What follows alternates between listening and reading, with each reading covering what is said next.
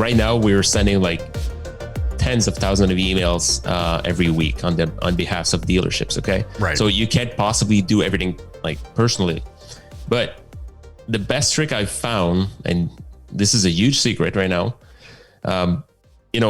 every time I write a new follow-up or a new automation, I'll do it through like a real email.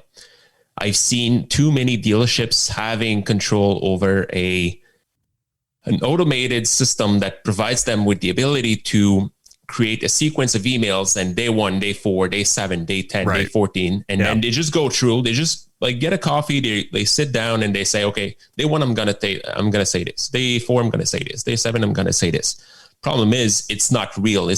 There's no real energy and emotion behind it. Sure. What we've been doing instead is that we've been doing the first few emails, manually, and then we can adapt them in the sequences. So you're actually, so what you mean by manually through regular email, I think you said is, so instead of using something like, say, MailChimp or your CRM's built-in system, you're actually going into Microsoft Outlook, into Gmail, and you're writing the first 2 or 3 sequence or emails in that sequence. Yep. How are you sending them? Are you sending them manually as well? So you're writing them in the moment, or you're not stacking them up or queuing them or anything like that? The first ones are really sent manually to customers. We're tracking replies.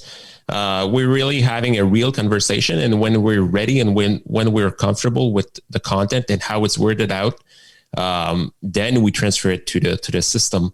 It makes a huge difference on the reply rate, the open rate, and the way that how people answer to those emails. It's a real email they're getting. So, and then we play around with values and variables, but it's not. Then again, it's not crazy. It's pretty simple, but it makes a huge difference doing it this way. This is interesting. Let's unpackage email, I guess, writing, email marketing a little bit here. Have you found, so you had just mentioned reply rate and open rate. Yep. Without, obviously, I'm not going to ask you to divulge all of your trade secrets on a public facing podcast. It's okay. However, have you found a particular word track or word tracks that increase your response rate versus others?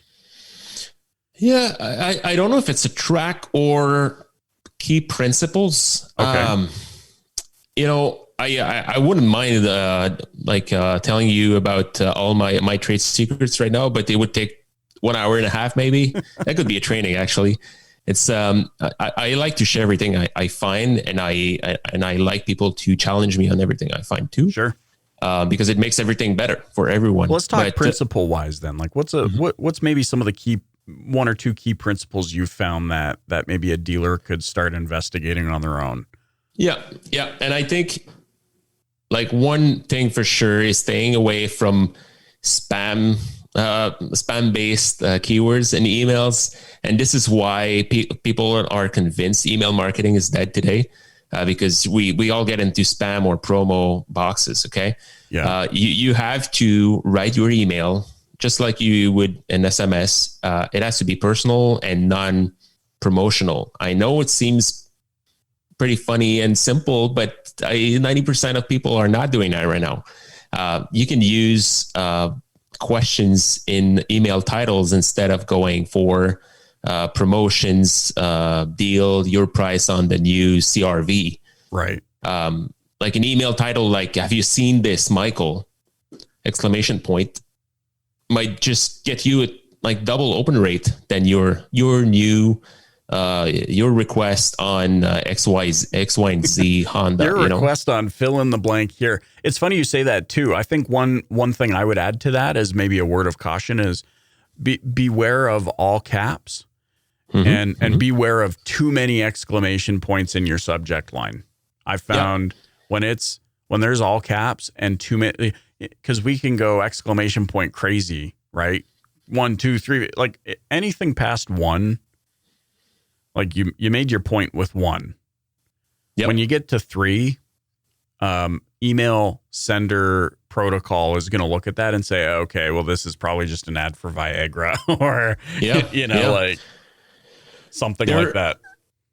The algorithm or any email client will be seeing what kind of ratio, caps to non-caps will be used, exclamation points. If you want to be safe and you want to make it like more easier to open for your customers, just use no caps at all. Just no caps. Yeah. Like not even the first letter, at least it's going to stand out. That's for sure. Yeah. Because the only goal by now is to have someone open your email. I work with a large BMW dealership in Texas a few months back, and they had like a really hard time doing email marketing, but they had a database of like 110,000 customers prospects and customers. I mean, I told them right off the bat, I said, you could switch your whole ad money out and just write it off your database. Yeah. But at the same time, they had an open rate of 8%. They really, over time, I looked at what they did and they really shot their database there. They got like spam. It was written all over. So they had to clean it out, restart, use a different system. But within 3 months, they were back at 40% open rate, which is pretty good. And I don't know if you know, but at that time they had 70,000 customers, like cleaned out customers. There were like 40 bad ones. Yeah. But at that time, it was an email would provide them with 30 to 40, appointments in a week. It's just crazy. And it's so easy to track. I mean, the data around email is so interesting. I mean, now we were talking about something pre-show. We were actually our mini rant around social media. And this kind of feeds into what we're talking about right now. People within the sound of our voices right now, you need to understand something. When you see a sponsored ad or somebody sharing their opinion on social media, you must dig deeper. And what I mean by that is, if I went onto my Facebook right now, because I'm a marketer, because I'm in business, I would see at least 3 opinions of people that say email marketing is dead. Don't do it. Never do it. Here's a problem with the world today. We see one thing, Mark. We see one thing and we take it as gospel truth. Oh, well, see, I'm not going to dig any deeper. What is it about our society today that we will not dig deeper? This is why, by the way, our neighbors to the south, I love you guys, but this is why there's so much turmoil, is because nobody goes a layer deeper. They just take what they heard on the street. And so here's the point. You're speaking about email marketing. I love email marketing. I'm a huge proponent of it. But they're going to go on social and they're going to see somebody make a case for why email marketing doesn't work, why you need to invest everything in Google My Business. And then you're going to see the Google My Business person say email marketing doesn't, or you're going to see the email marketing person say, no, email marketing is the best channel right now. Ignore everything else. You're going to see the Facebook ads expert that says, forget everything else. It's all about Facebook ads. You're going to see the LinkedIn expert, et cetera, et cetera, et cetera, so on and so forth. Here's the thing, though. It is not about just doing one of these things. It's about making sure that they all fit together in a sustainable and scalable way. However, having said that, if you thought email marketing was dead,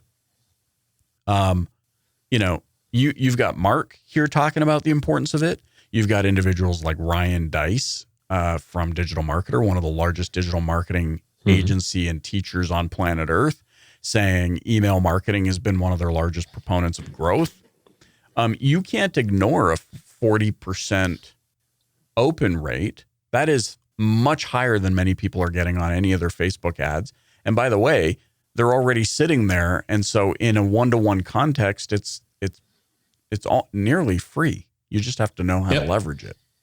Yeah. As soon as you get your contact, like from now on, it's free. Like, what's really going to happen is it's just a matter of what you're going to do with your prospect or your customer, because like some people even have like customers and they fail to nurture them and they don't buy with them anymore, And this is what's really costing dealers today. And it's true for any business, by the way.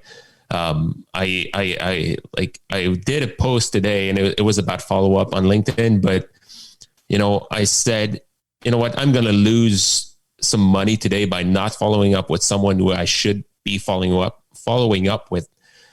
Like, this is my case. Okay. I got dealers to bring on Autobahn Academy. I'm doing follow up, but I could do better follow up.